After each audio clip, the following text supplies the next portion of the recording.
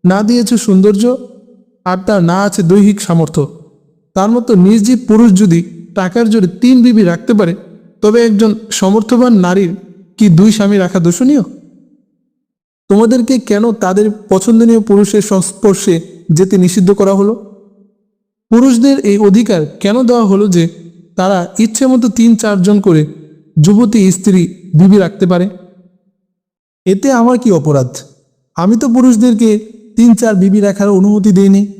ঠিক মেয়েদেরকেও একাধিক স্বামী গ্রহণের নিষেধাজ্ঞা আমি আরোপ করিনি। আমি তোমার সাথে কোনো ধরনের সম্পর্ক রাখতে অপারগ, এতটুকু বলেছি। দয়া করে তুমি চলে যাও। তোমার স্বামী যদি জানতে পারে যে তুমি এখানে আসো, তবে আমার খুব বিপদ হবে। সে এখানে নেই, পেশোয়ার গেছে ব্যবসায়িক কাজে। 1 মাসের মধ্যে সে ফিরবে না। সে আমাকে সাথে নিয়ে যেতে চাচ্ছিল, কিন্তু আমি এমন অসুখের অজুহাত দেখালাম যে সে ভরকে গেল। সে অন্য এক বিবিকে সাথে নিয়ে গেছে। সেটি আমার থেকে 3 বছরের বড়। এর বড়টা কোথায় যেন গেছে। অনেক রাত পর বাড়ি ফিরবে। সে আমাকে কোথাও যেতে বাধা দেয় না, আমিও তাকে যেতে বাধা দিই না। তুমি আমাকে মুসলমান বলছো? আমি নামে মাত্র মুসলমান। আমার বাবা মার ঈমান হলো সোনা চাঁদি। মোটা অঙ্কের পণ নিয়ে তারা আমাকে এই বুড়োটার হাতে তুলে দিয়েছে। ধর্মের প্রতি আমার আদৌ কোনো আগ্রহ নেই। আমাকে শেখানো হয়েছে পুরুষের মনোরঞ্জনের জন্য নারীর জন্ম।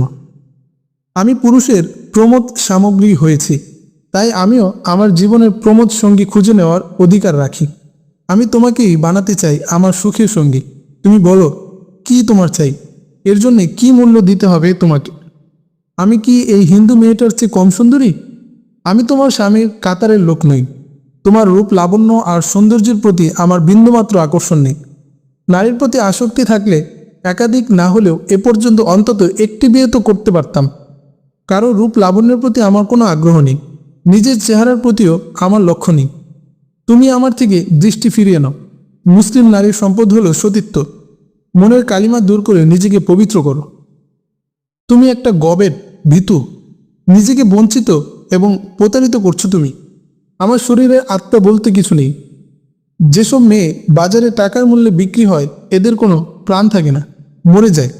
তুমি কি আমার মৃত জীবনটাকে জীবিত করতে পারো ইমরান? তাহলে স্বামীর কাছ থেকে তুমি তালাক নিয়ে নাও, তারপর আমার সাথে বিবাহ বন্ধনে আবদ্ধ হও। এটা সম্ভব না ইমরান। আমি তোমাকে নিয়ে পালিয়ে যেতে চাই। যত টাকা পয়সা লাগে আমি সাথে নিব। তুমি যেখানে নিয়ে যেতে চাও সেখানেই যাব। তবুও তুমি আমাকে রক্ষা করো। একটু সুখ তুমি আমাকে দাও। জামিলা কামদীপ্ত হয়ে ইমরানের গলা জড়িয়ে ধরে বলল, তুমি আমার জিনজির থেকে ছুটতে পারো না ইমরান। স্বামী ছাড়া আমি কারোর সাথে মিলিনি, কিন্তু বহুদিন যাবৎ পিপাসার্ত আমি। আমার হৃদয় তোমাকে পেতে পাগল হয়ে গেছে। আমার শরীর কামনার আগুনে জ্বলে ভস্ম হয়ে যাচ্ছে। তুমি আমাকে বাঁচাও ইমরান।